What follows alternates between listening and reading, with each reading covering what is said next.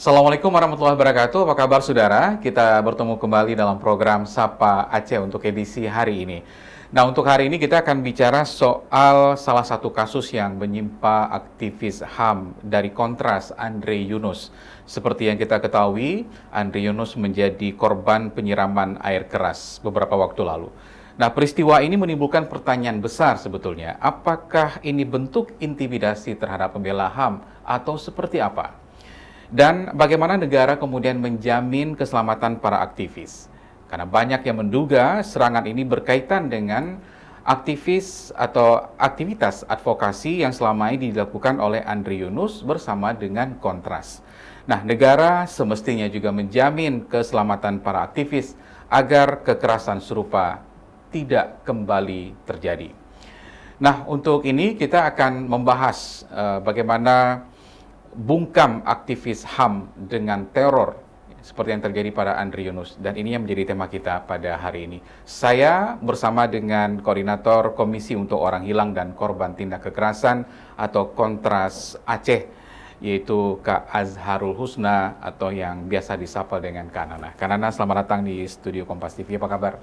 Alhamdulillah sehat, terima kasih sudah diundang. Ya, baik. Nah, karena mungkin dalam sepekan terakhir ini juga menjadi perhatian publik secara luas, baik masyarakat umum, pemerintah sampai presiden pun mungkin sudah memberikan atensi besar terhadap kasus ini ya. Tapi kita ingin tahu dulu, ini kita merasa turut prihatin juga lah dengan apa yang dirasakan oleh Bang Andre Yunus selaku Wakil Koordinator Kontras Jakarta. Yeah. Kondisi terbaru beliau saat ini gimana, Kak? Menurut informasi yang kami dapat, baru selesai operasi awal dan mungkin akan ada operasi lanjutan, dan saat ini sedang dalam perawatan yang intensif karena luka bakar cukup berat, serta organ-organ yang penting juga terdampak karena penyiraman air keras tersebut. Ke 24% ya, dari tubuh yang terkena sirapan air keras ya. Benar. Dan mungkin akan secara intensif terus akan dirawat karena mungkin ada beberapa operasi lanjutan begitu. Benar. Dan ada kekhawatiran nanti ada infeksi dan lain-lain. Jadi memang butuh perawatan yang khusus. Baik. Kak, tapi secara informasi internal di Kontras ya, walaupun kita mungkin sama-sama juga sudah menyaksikan CCTV Bang Andre Yunus disiram dengan air keras, beliau berteriak segala macam karena merasakan kondisi yang cukup panas setelah peristiwa itu. Tapi kronologi sebetulnya yang terjadi itu menurut Kontras sendiri seperti apa, Kak?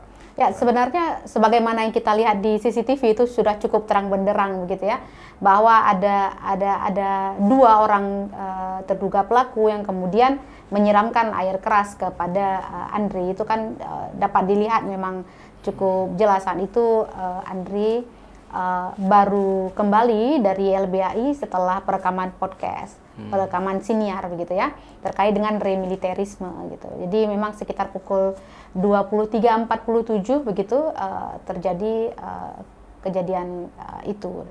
Dan seperti yang dilihat juga ya, dua orang tersebut menaiki sepeda motor, dan jadi memang kronologisnya persis seperti yang terlihat gitu. Di CCTV ya? Benar. Dan itu dibenarkan juga oleh Bang Andre barangkali ya? Itu sudah diverifikasi oleh tim Kontras di Jakarta. Di Jakarta, baik. Dan karena kalau dilihat juga mungkin dari akhir podcast dengan kantor Kontras itu nggak terlalu jauh ya? Tidak terlalu jauh. Jaraknya. Jadi LBHI dengan Kontras itu tidak terlalu jauh. Jadi sebenarnya itu putaran yang ya cukup dekat lah. Kalau penilaian atau penyelidikan Kontras sendiri melihat ini melatar belakangi peristiwa ini sebetulnya apa, Kak? Ada? Ya, dugaannya kan memang ada kerja-kerja Kontras dan kerja-kerja yang selama ini digawangi oleh Andre terkait dengan input-input kita, termasuk soal remiliterisme. Kemudian seperti yang orang mungkin banyak tahu ya, bahwa Andre dan teman-teman itu sempat menggeruduk sebuah proses pendiskusian terkait dengan undang-undang TNI di Hotel Fairmont karena tidak sesuai dengan aturan perundang-undangan gitu. Dan juga masuk dalam tim pencari fakta di demonstrasi bulan Agustus itu. dan ada banyak sekali sebenarnya kerja-kerja yang dilakukan terkait dengan urusan-urusan bernegara inilah gitu. Jadi kita kan selalu melihat bahwa resiko-resiko kerja itu ya.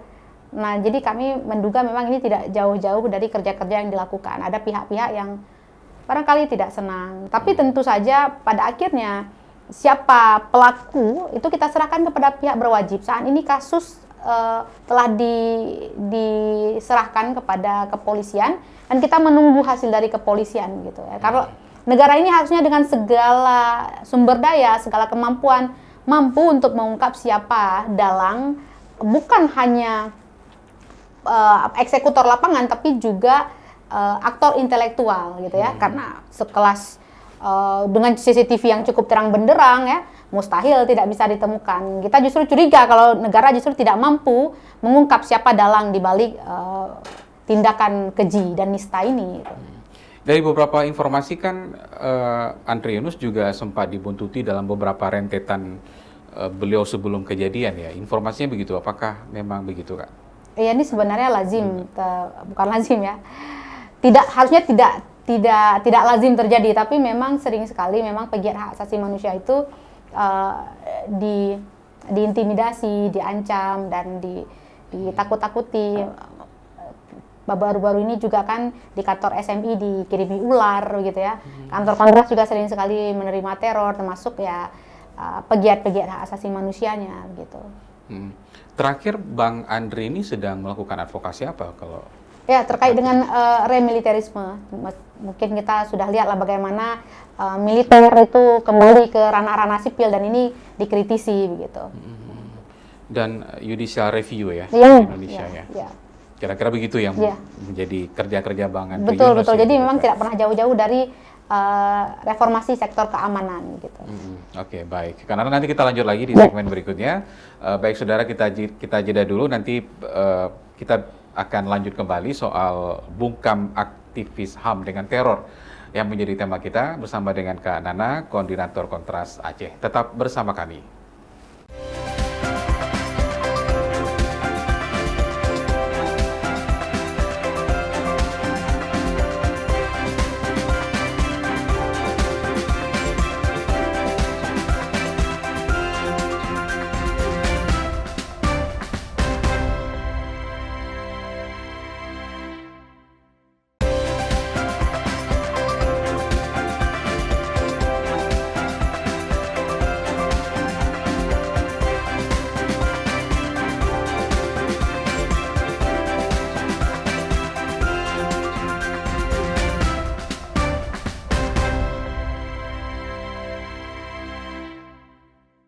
Baik, saudara, kita lanjut kembali di segmen kedua Sapa Aceh hari ini soal bungkam aktivis HAM dengan teror. Dan kita masih lanjut bersama dengan Kak Nana. Kak Nana, jadi kita di segmen ini juga melihat bagaimana kemudian Kontras menilai kalau serangan ini sebagai bentuk intimidasi terhadap gerakan-gerakan pembela HAM di Indonesia, atau bagaimana, Kak? Iya, tentu. Sebenarnya kalau kita mau mundur ke belakang, kerja-kerja meneror, mengintimidasi, mempressure pegiat kemanusiaan itu sudah lama sekali dilakukan oleh rezim gitu ya. Kalau kita mau berkaca pada Aceh misalnya, ketika konflik bersenjata misalnya ada banyak sekali aktivis-aktivis di Aceh yang kemudian bukan hanya diintimidasi dan diteror, tapi kemudian dibunuh gitu. Jadi ancamannya memang nyawa, tidak nyawa main-main gitu. Ya, nyawa yang melayang. Ya, tentu saja itu karena rezim yang khawatir dengan kerja-kerja yang dilakukan gitu ya.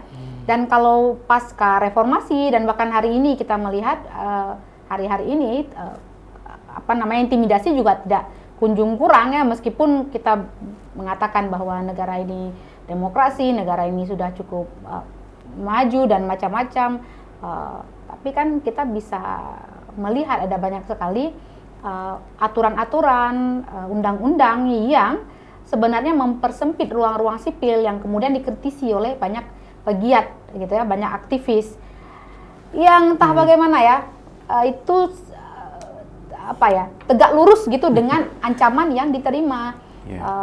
Dan itu sering terjadi, Mbak, begitu ya? Iya, benar, itu terjadi.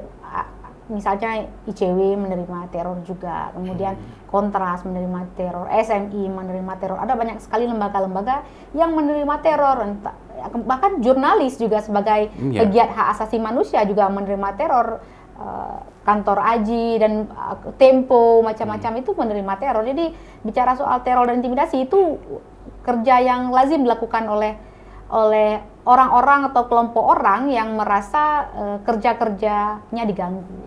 Ya, Kak, kita berarti pengen tahu juga berarti reaksi dari teman-teman pembela HAM ini ketika banyak mendapatkan teror, intimidasi seperti ini gitu. Walaupun dalam tanda kutip begitu bilang itu sudah menjadi resiko, tapi itu kan tidak lazim terjadi. Harusnya tidak boleh. Tidak boleh ya. Reaksinya kemudian bagaimana melihat peristiwa seperti ini? Kalau saya melihat sih ada banyak reaksi yang cukup positif, misalnya semakin dibungkam gitu ya, semakin maju gitu, semakin dibungkam semakin bersuara gitu. Saya mau mengutip sebuah potongan puisi, bahkan puisi dari A.A. Manggeng, itu puisi yang dikutip kemudian diletakkan di seputaran rumah gedung gitu ya. Bersuaralah meski tak jadi kata, artinya meski ditutup, dibekap, kita harus mencoba untuk menyampaikan sesuatu meski itu cuma dengan erangan gitu. Jadi diam itu bukan pilihan gitu.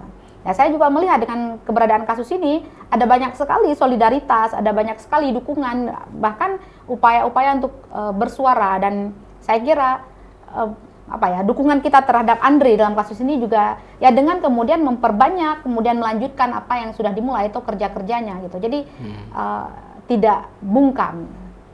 Ya. Artinya respon dari jejaring Kontras juga di daerah lain terhadap kasus Bang Andri dan mungkin kasus-kasus lain intimidasi yang terjadi gitu kan? Ya, ada banyak sekali kelompok yang saya lihat memberikan reaksi yang cukup baik ya, baik akademisi, kemudian bukan hanya dari organisasi masyarakat sipil gitu ya, juga komunitas mahasiswa, kelompok-kelompok seni gitu ya. Saya juga lihat ada demonstrasi di Jogja terkait dengan kasus ini, kemudian solidaritas di Jakarta, di Aceh juga saya lihat begitu ya. Jadi reaksinya justru memang saya lihat reaksi dukungan gitu. Yeah. Apa yang mereka kemudian minta, apa yang mereka kecam, dan next ke depan apa yang mereka minta supaya kasus ini betul-betul saya kira suaranya diungkap begitu? Ya, saya kira suaranya hampir sama gitu ya, hampir satu gitu. Yang pertama, segera usut tuntas gitu ya pelaku penyiraman air keras ini gitu ya, seperti yang kita sampaikan tadi, bukan hanya eksekutor lapangan tapi juga aktor intelektual, karena kalau tidak eksekutor lapangan diselesaikan tapi aktor intelektual terus ada begitu ya. Jadi kejahatan ini akan terus diproduksi begitu ya. Benar. Jadi kita berharap ya kalau negara tidak mengungkap ini, kita curiga jangan-jangan negara ini menjadi bagian begitu ya. Jadi segeralah dengan sumber daya yang dimiliki begitu ya. Nah, kemudian tentu saja meminta kemudian lembaga perlindungan saksi dan korban untuk memberikan proteksi baik kepada Andri, keluarganya, dan tentu kepada seluruh pegiat hak asasi manusia di Indonesia begitu. Nah, ini nih jadi penting begitu. Tekanan terakhir adalah kepada Komnas HAM gitu ya. Mungkin ya harus ada tim investigasi yang independen. Nah, ini bukan tidak mempercayai institusi polisi, tapi keberadaan tim independen ini juga jadi penting dalam melihat kasus ini dari sisi yang berbeda mungkin begitu. Jadi itu adalah ada desakan ke Komnas HAM itu juga untuk kemudian membentuk tim investigasi independen gitu. Jadi setidak-tidaknya ada 3 tuntutan terkait dengan kasus ini. Dan kalau kita mau melihat lagi, sebenarnya Indonesia ini punya SNP nomor 6 terkait dengan perlindungan pembela HAM. Nah, saya kira ini jadi penting. Dan kasus Andri ini harusnya jadi alarm untuk negara ini bereaksi, memberikan proteksi kepada pembela hak asasi manusia. Jadi tidak hanya di SNP saja gitu. Pada SNP itu sudah dengan jelas menyebutkan bahwa bukan hanya individu tapi juga orang yang tergabung dalam organisasi yang bekerja untuk perlindungan dan pemajuan hak asasi manusia itu harus dilindungi begitu. Nah, inilah saatnya kemudian SNP ini diimplementasikan. Meskipun kita tahu ya LPSK misalnya sudah turun. Nah, tapi saya pikir seluruh organ negara ini harus bekerja sama, termasuk ya memastikan proteksi kepada pembela hak asasi manusia. Pembela hak asasi manusia ini sesungguhnya kan orang-orang yang sayang terhadap negara. Itulah kenapa ada banyak sekali masukan-masukan diberikan agar apa? Agar kerja-kerja penyelenggaraan negara ini itu jadi baik, transparan, akuntabel. Itu kan hal yang patut didukung harusnya. Setelah beberapa kejadian ini, kehadiran negara gimana Kak Nana melihat untuk kasus Bang Andri ini? Ya saat ini kan prosesnya masih di kepolisian gitu ya. Jadi kita belum bisa melihat apapun. Saya sudah lama sekali skeptis dengan slogan-slogan ya. Kalau memang merasa bahwa kasus ini penting dan harus diusut tuntas, ya buktikan saja kepada rakyat begitu. Rakyat menunggu. Iya. Kapolri sudah menyampaikan itu Presiden juga menaruh harapan besar atau perhatian serius kan ke. Ya bukan hanya harapan, Presiden punya kuasa untuk mengungkap kasus ini. Iya, gitu. kemudian menunjuk polisi gitu. Oke. Nanti kita ngobrol lagi Kak, kita jeda dulu. Oke, saudara, nanti kita lanjutkan kembali di bagian akhir perbincangan ini. Kita masih bahas mengenai bungkam aktivis HAM dengan teror. Sesaat lagi, tetap bersama kami.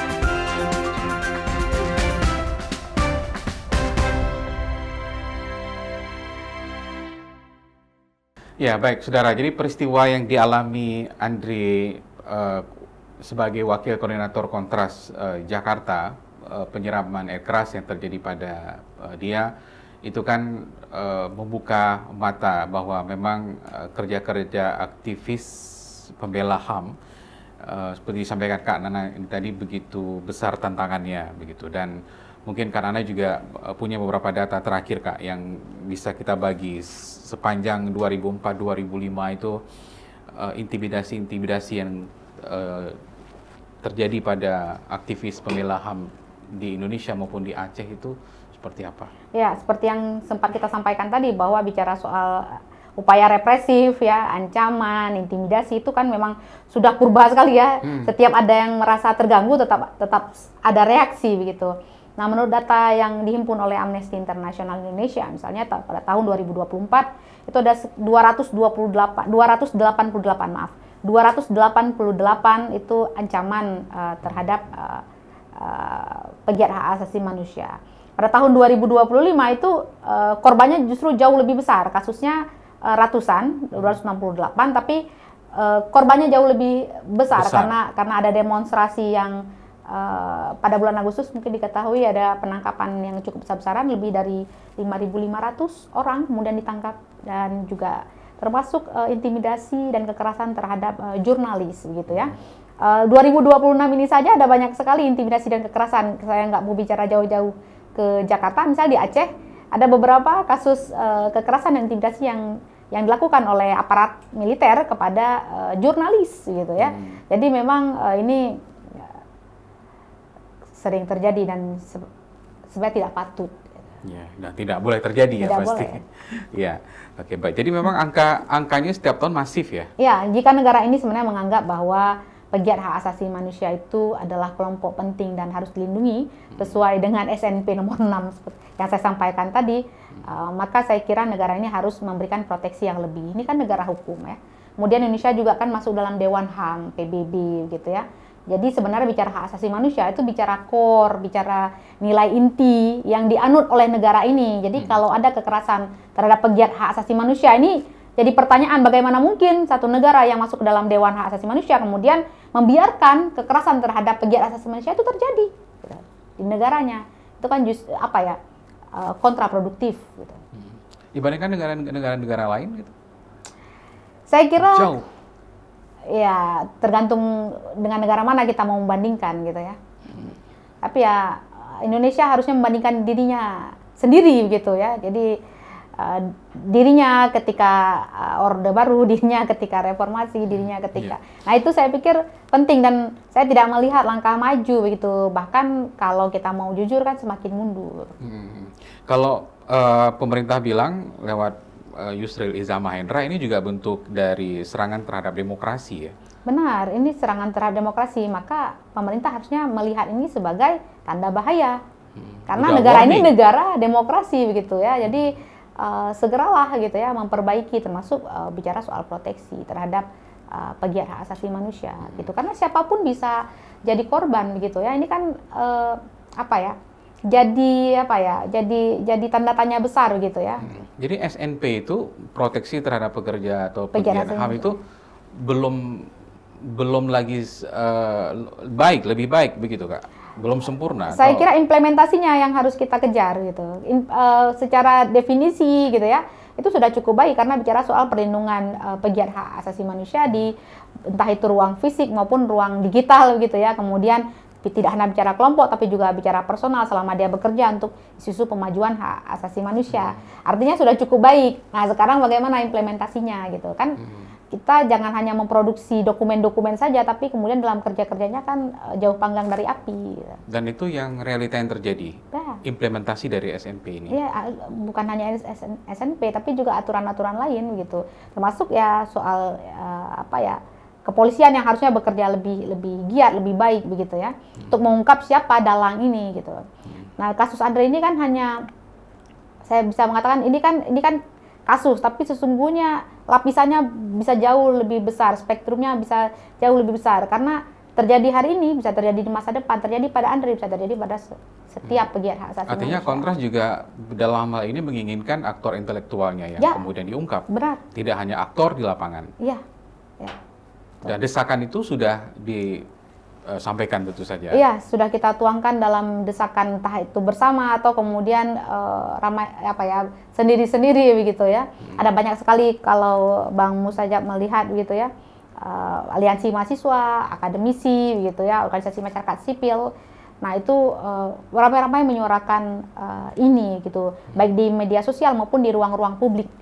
Ya. Kalau implementasi proteksi ini sampai sekarang juga masih lemah gitu. Ya. Kemudian apa yang mau dilakukan Kontras sendiri untuk memperkuat aturan ini menjadi lebih tegas dan ada perlindungan terhadap para pembela hak asasi manusia ini? Biasanya kalau bicara soal aturan-aturan kita memberikan masukan-masukan gitu ya. Apalagi kalau disampaikan misalnya dia ada diseminasi publik, maka biasanya kita memberikan masukan-masukan yang harusnya itu ditindaklanjuti oleh pemerintah gitu. Umumnya begitu. Tapi nggak bisa kita tunggu lagi kan? Ini sudah cukup. Kekerasan, intimidasi sudah Iya, masif. iya, aturan-aturannya sudah baik, Bang. Tapi Implementasi. ya implementasinya yang masih jauh sekali. Jadi balik lagi ke negara begitu. Betul, betul. Karena negara pemegang tanggung jawab. Ya.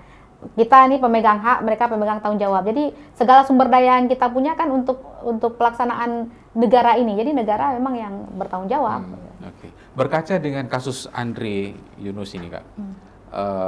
Ini bagian akhir ya. Kontras melihat apa yang menjadi perhatian khusus terhadap kasus ini dan tuntutan atau dorongan dari Kontras sendiri agar negara, pemerintah untuk cepat mengungkap kasus Andre ini, tidak hanya aktor tapi juga intelektual yang berperan dalam kasus Bang Andre Yunus ini. Ya, segera ungkap pelaku, ya, segera hukum dan tindak, dan termasuk pastikan proteksi bagi pegiat hak asasi manusia.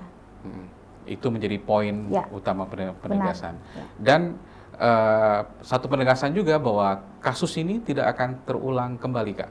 Ya, tidak boleh terulang kembali memang. Jadi pasca pemulihan harus ada reformasi terkait dengan perlindungan pegiat HAM. Gitu. Dan kasus Bang Andre menjadi kasus terakhir gitu. Ya, Mudah-mudahan ya.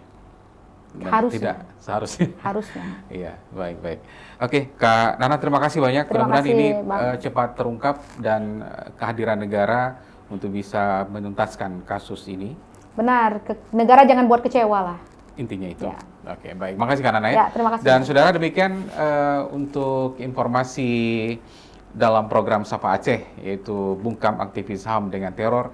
Kita sudah ngobrol dengan Kanana, koordinator Kontras Aceh. Mudah-mudahan juga bermanfaat untuk kita semua. Dan jangan lupa Anda bisa menyaksikan Sapa Aceh setiap hari Senin, Rabu, dan juga Jumat. Saya Mustajab beserta dengan tim yang bertugas sampaikan terima kasih banyak. Assalamualaikum warahmatullahi wabarakatuh. Sampai jumpa.